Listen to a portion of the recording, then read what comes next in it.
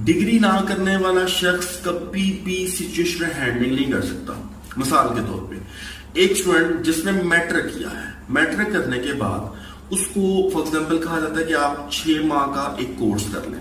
For example آپ gaming کا course کر لیں، آپ لاکھوں کروڑوں اربوں روپے کما لیں گے. اب اس کو سہانے خواب دکھائے جا رہے ہیں. اب اس نے وہ کورس کر لیا، فار ایگزامپل وہ اس کو کچھ آرڈرز بھی مل گئے انٹرنیشنل لیول پہ، اس کو فار ایگزامپل کچھ گیمنگ کے آرڈرز بھی مل گئے. میں ایک ایگزامپل دے رہا ہوں.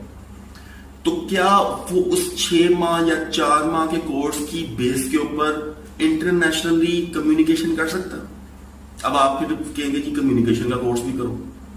دیکھیں نا، اب سسٹم سی بات ہے، پھر وہ بات ڈگری سے نکل کے کورسز میں آ جائے گی، اور کورسز کروانے والے پھر دکاندار اپنی دکان لگا کے بیٹھے. اگر آپ ڈگریز کو ختم کر دیتے، آپ ڈگریز کو، اور یہ سارے انسٹیٹیوشن جو اس کو آپ دکانیں کہتے ہیں کہ جی دکانیں لگا کے لوگ بیٹھے ہیں، یہ ذہن میں رکھیں بات کہ اگر ہم ان تمام ایجوکیشن سسٹم کو بند کر دیں تو پھر کیا ہوئے گا؟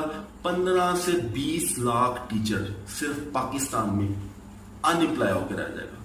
یہ کون سی عقل مندی ہے؟ ایک اکنامیکل بھی یہ وائبل نہیں ہے، اکنامیکل بھی یہ اچھا نہیں ہے. کسی بھی اکانومی کو یہ سوٹ نہیں کرتا کہ اس کے 20 لاکھ پڑھے لکھے لوگ جو ایک آرگنائز مارکیٹ کو چلا رہے تھے، جیسے بھی چلا رہے تھے، امپرومنٹ کیے بغیر. ڈگریز کو، ٹیچرز کو، یونیورسٹیز کو امپرومنٹ کی ضرورت ہے. آپ 20 لاکھ لوگوں کو بے روزگار کرنا چاہ رہے ہیں، 20 لاکھ لوگوں کو، ٹیچرز کو جو کہ اسکلڈ لوگ ہیں کافی حد تک